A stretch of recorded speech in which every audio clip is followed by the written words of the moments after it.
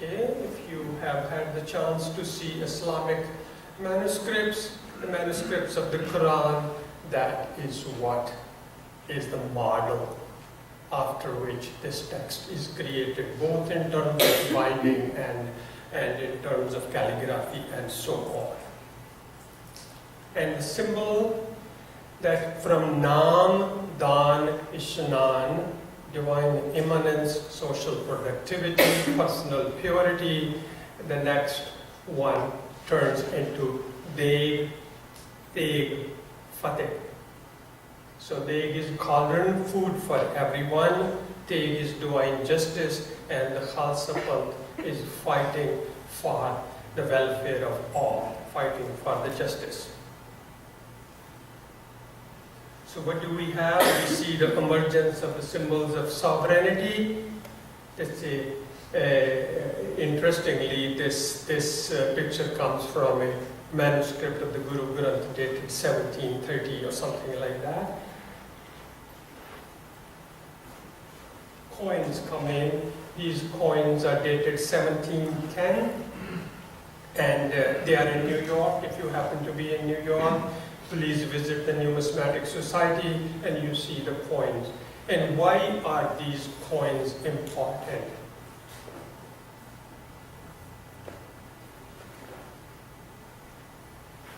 Efforts have been made to explain that, like many other communities, the Sikhs were undergoing economic crisis, there were difficulties, and they are fighting to establish their own rule.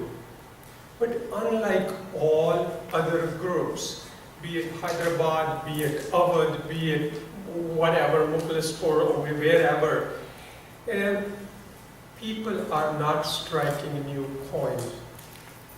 Even the British East India Company did not strike new coins.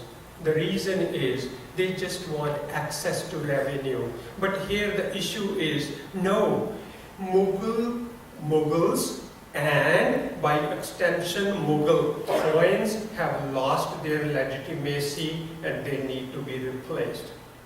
So when the British coins come up for the first time after 1857, the Sikhs were the only people who were striking their coins beginning. The first coin, extant coin we have is 1710, but I have the feeling, very strong one, that the tradition of striking coins goes back to the period of Anandapur, which would be around 1700. The center of their sacred geography is Darbar Sahib, Amritsar, and just see the prominence of the flags there. And again, this would be the religious center, and this is where their politics is discussed. The Darbar Sahib and the Akal Takht. So out of this emerges this figure of Ranjit Singh.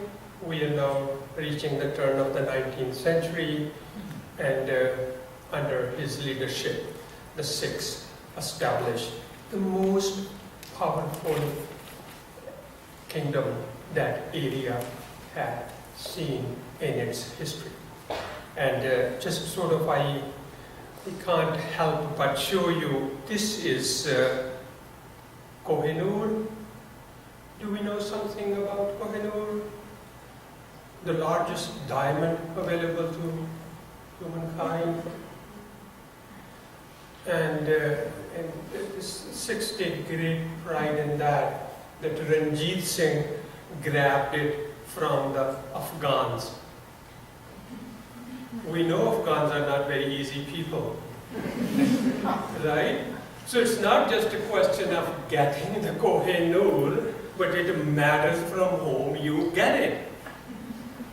So Kohinoor stayed with the Sikhs for a little while, and then, of course, the Britishers came, and they decided that London is a better place. If Punjab doesn't have that much humidity and rain, Kohinoor needs to be moved to London. So Kohinoor was moved. But the important figure, would often visit Darbar Sahib. This is the time when the gold comes up on the temple, Darbar Sahib there.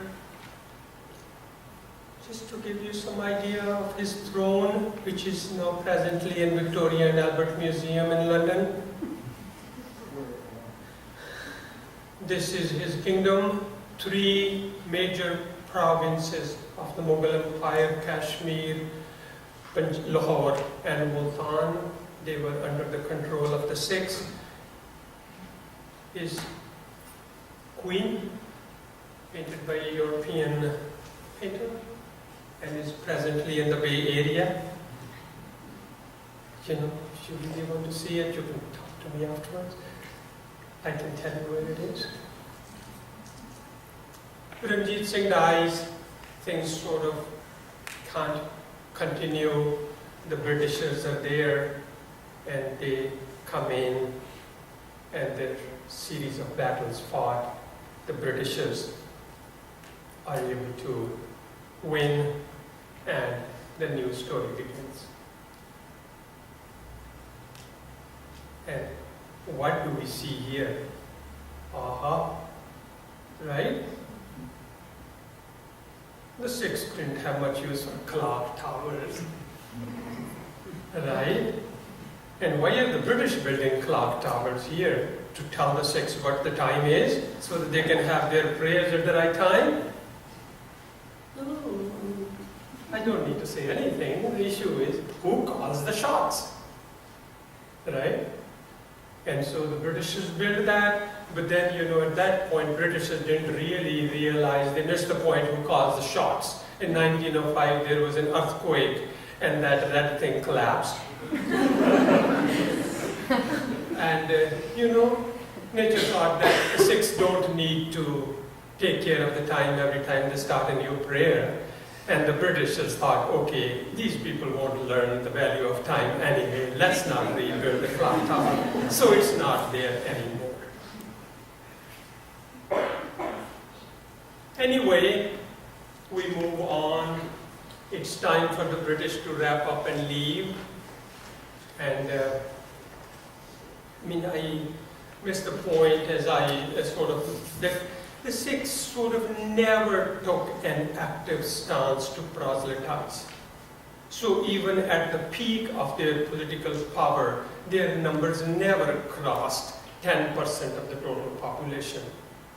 And now with the coming of the British, modern institutions are there, and it's a game which the Sikhs were not prepared to play.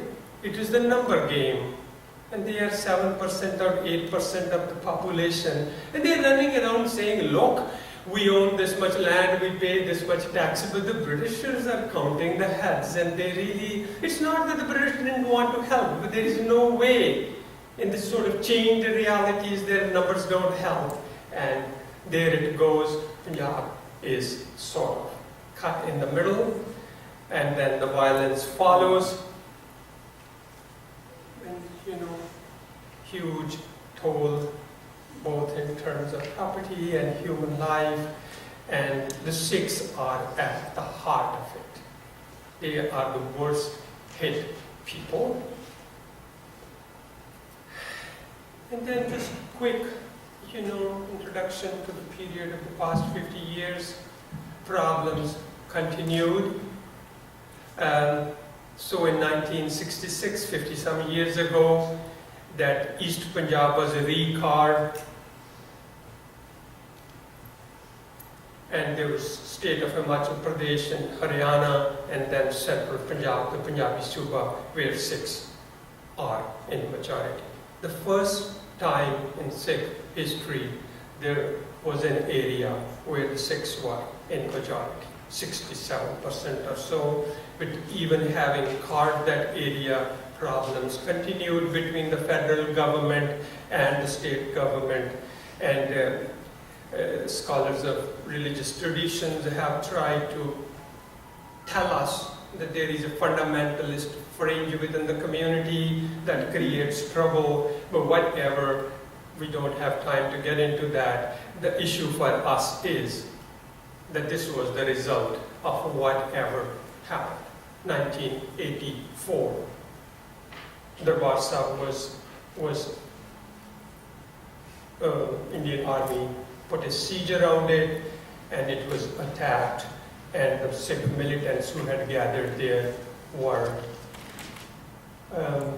killed, and this is how the story ended up. And then there was discussion within the community, what do we do? There was the idea, we should keep it as it is to let the posterity know that this is what would happen if the Sikhs asked for a separate state. But the others said, come on, is this the first time the Akal Takht is destroyed? No, many times that had happened. We are going to build a larger one and put more gold on it, and that's exactly what they did. Important for us to see here again, there are other religious traditions, as you all know, who have kept their destroyed temples, and they still remember that history. There is a different response to that tragedy, and the new temple came up, and things, what we call the political realities, change. And the second term Prime Minister of India is a Sikh. Commander-in-Chief of Indian Armed Force, and it's no ordinary force, have access to nuclear arsenal.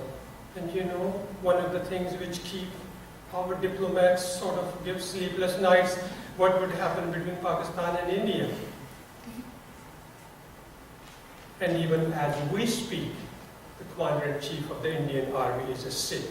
So, one way is that everything is good, and not really.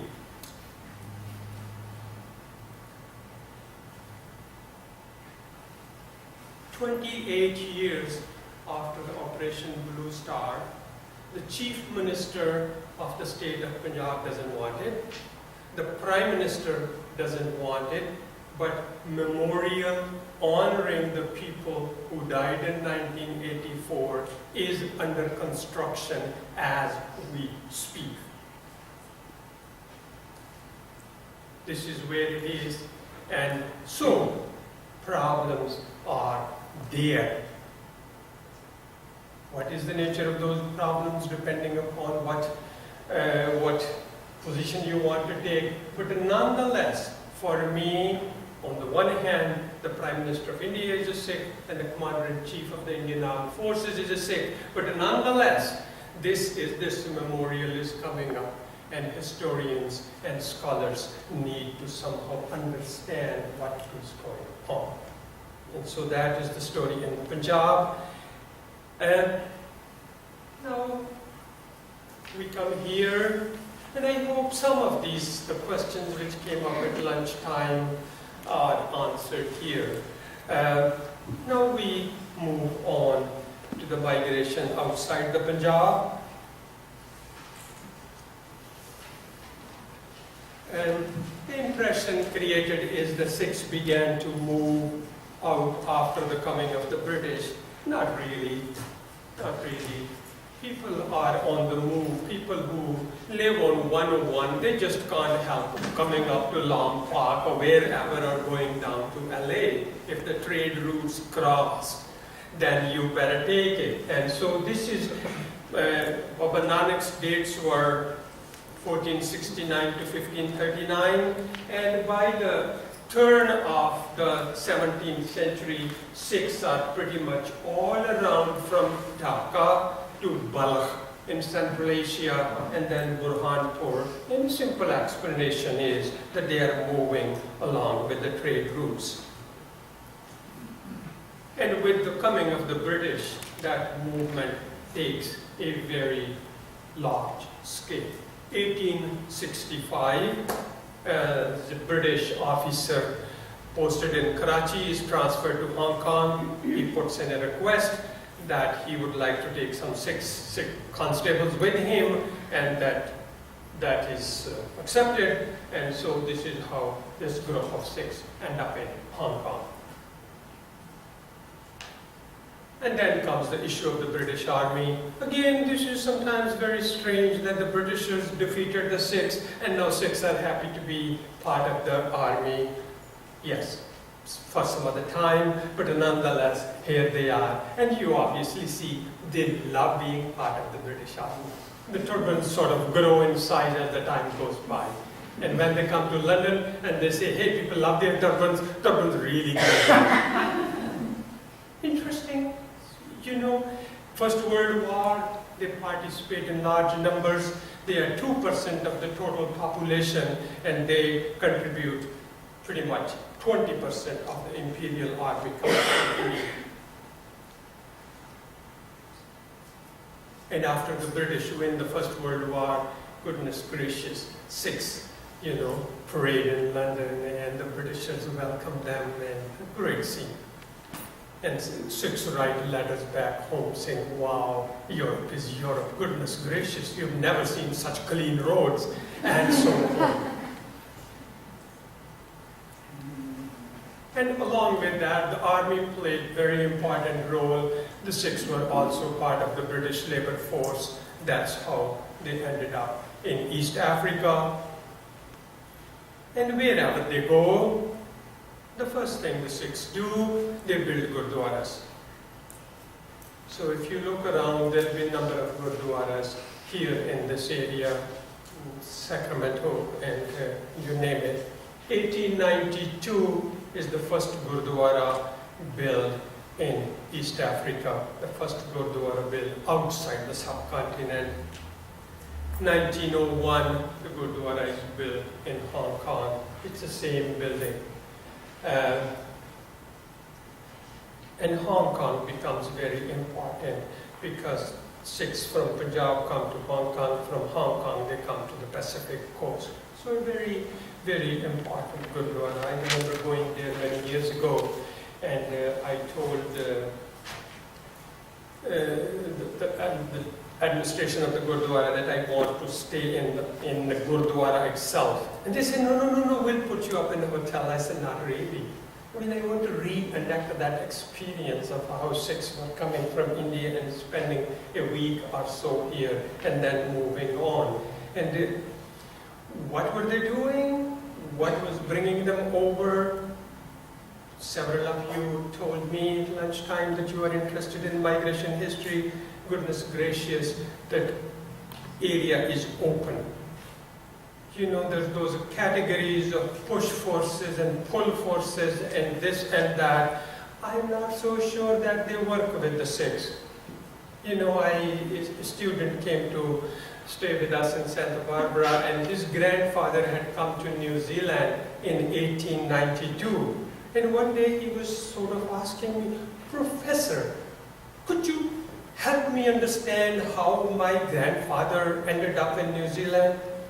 And I said, not really, I can't help you understand, but I can answer your question, that perhaps that was the only boat going somewhere. And he thought that, you know, it was time for him to leave the Hong Kong Gurdwara. He has stayed there for too long. So he said, why not? You know, that spirit of adventure. Something needs to be brought in. I try to create these biographical sketches wherever I go. And that seems to be an interesting explanation. So what do we do? 1865, they come to Hong Kong, and in the next 50-some years, they are pretty much everywhere, wherever the British are. And you know, when I was a little boy in the school, we used to be taught that the British sun never set. Right? Do we understand that metaphor in the US? So this is the time since the British sun never set, the Sikhs were there where the sun was always shining. So pretty much just see, you know, it took me some years to learn how to pronounce this word, and now I take great pride. From Gulga to the Pacific coast, the Sikhs are everywhere. Alright, and with that, they arrive here, and again remember, the farmers, people who look down. They are not philosophers looking up. They are looking down on the soil. They saw the California soil. They saw the fields here. Goodness gracious, who could stop them from coming? We did whatever we could. Right? I mean, you all know this history. So, did whatever we could, but Professor Labrak, who has done work on the Sikhs of California, tells us that in 1918, 1920, they owned 80,000 plus acres of land. And how could they own it when they are barred from owning it? Well, that's your guess is as good as mine. They paid their attorneys. The land is on the names of their attorneys. Some of them got married to Mexican ladies. That was the way to do it. And you name it. You know, the idea is that the land. Remember I showed you the picture? So those fixations, I mean, these symbols are important. Now, forgive me, I'm sort of slightly oversimplifying things, but nonetheless, I think it's important to draw this sort of big stroke picture for you. So what do we have now as we speak? This is the sort of first family picture we have of the period. This lady was the first girl, Sikh girl born in the US. Her name is Kartar Tillon, and she is still alive and lives in the Bay Area. And it's absolutely gorgeous to sit with her and say, hey, just talk. How was it to be growing up in the 1920s? And so the families came. Bhagat Singh Thin, an interesting name, came to Berkeley, did his PhD in philosophy, and having done the PhD, hey, I'm a Sikh, what am I doing with philosophy? Joined the US Army. And then they told him, you can't be a citizen, and he went all the way up to the highest court in the land, and they told him, come on, forget it, you can't be citizen. Another figure, Dalip Singh Sound, I'm talking of the 1920s, comes to Berkeley, does his PhD in mathematics. Nobody gives him a job. He ends up in El Centro. Do we all know the temperature in El Centro during summer? But that was a system where the canals were being established, and he goes there, and later on, after 1946, the first Asian to go into the Congress. So there were people who came from the Punjab, and there were others. Very interesting movement. Harbhajan Singh Yogi, after checking out Toronto and other parts, he ends up in Southern California. And hey guys, in this fertile soil, is there something which he doesn't sell? His ideas found some clients, and he created a community, the first time in Sikh history that non-Punjabis joined the Sikh fold. Very interesting development. He died in 2004, but it's always a matter of pride. It started in California. Wherever it goes remains to be seen, but nonetheless, there are folks here. Isn't that a lovely picture? So what do we have here? There are people, sort of third generation descendants of the pioneers. Then there are students who came here, provided leadership. Then there is this local group. And during the 70s and the 80s, there's a large number of people who came seeking political asylum. These are the people who came from East Africa, some of them via England, some of them directly. Then the Sikhs came from Afghanistan after Russia came in there. And then in the 1980s, when I showed you the picture of Operation Blue Star, during that time, a large number of people came seeking political asylum. And so, social composition of the Sikh community is complex, and their history is over 100 years long. Their institution building, again, 1912 article of incorporation of the Stockton Gurdwara. What are they doing here? You know, the sort of the general stereotype that the immigrants are sojourners, they are thinking of returning home. But if you are thinking of returning home, you don't collect $28,000 and buy a building and even go around running, incorporating it.